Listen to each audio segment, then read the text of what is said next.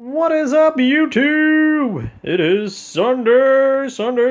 So time for another weekly flea market video game pickups recap video, Sunday edition. So let's jump right into it. I should probably mention from the start here, I only had about $18 to spend, so all things considered, I think I did pretty decent. But first things first, first vendor I pretty much saw when I walked into the market had bunch of stuff from a storage unit that was game related, and picked up a Game Boy Advance. A little dirty, but that tends to be the case in the white versions of them. Some marker on there, but I'm pretty sure all that'll clean up. But $5 and included the case and a GameCube actual cord kind of adapter. I actually have one of these already, but I didn't have the thing that actually connects to the Game Boy Advance. I'm probably not going to keep the Game Boy Advance. I'm going to probably flip this because I already have all those DSs that play Game Boy Advance games as well. But I'll say the Advance probably has one of the best ergonomics. It's probably the most comfortable hold. And the only downside to it is it's disposable batteries and not backlit. So that's kind of why I prefer the DS Lite over it. That and the DS Lite also play DS games too, which is kind of nice. He also had some game stuff, so I picked up some video game titles from him. Picked up Miss 3, Star Trek Encounters, Breakout, and Fisherman's Bait. So I got 4 games for $5. I also got X-Men Legends 2 case from him. It didn't have the game, sadly, though. So nice pickup from him. I think I spent $10 and got all that, which is kind of nice. And I got actually the PS2 dongle thrown in there, too, when I picked up the games for the 4 games for $5, including the extra case. I see the PS2 controllers all the time, but without the dongle. And I watched a Metal Jesus Rocks video on YouTube where he recommended it because it gets like 40 to 50 hours battery life for a wireless controller off of 2 AA's, which is pretty good.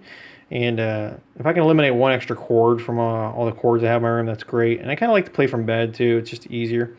So I'll pick up one of those controllers eventually. I did find a couple at the market, but they wanted like $5 and $7 without the dongle used and kind of not the best shape. So I'll wait on that. I'm pretty sure I'll get a controller for $2 at some point.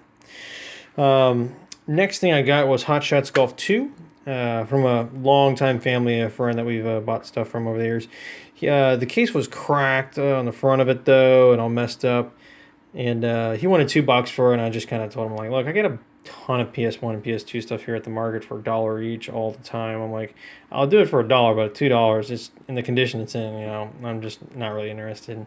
He wasn't really happy. He's like, you're going to pass on it over $1? I'm like, yeah, I can get it literally for half the cost, So he just finally gave up and said, all right, take it.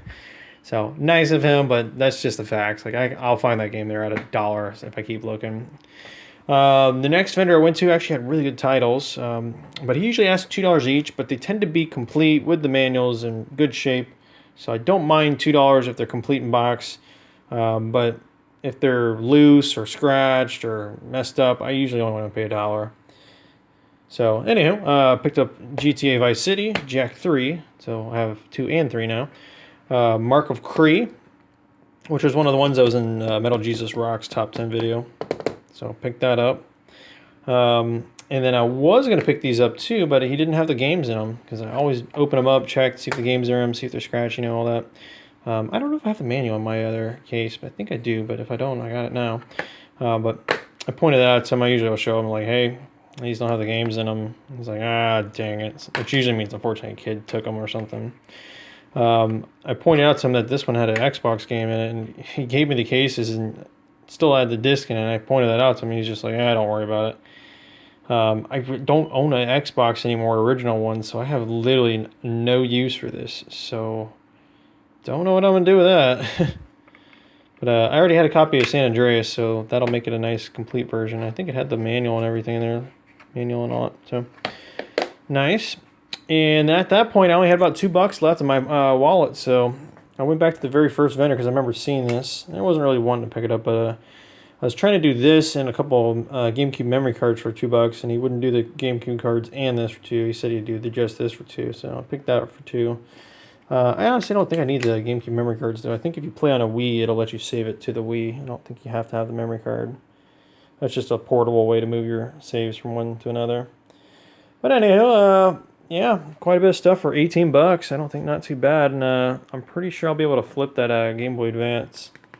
But gonna have to clean it up and test it and everything. So probably spend the next hour just testing all the games, seeing which work, which don't. I think they all should be good though. I check them usually, and seeing if I can clean that up, but seeing how that works. Alrighty, folks. Well, that's it for today. I'm going to keep things kind of short here. And as always, feel free to smash that like button and leave a comment down below if you want. And have a great weekend. See you next time.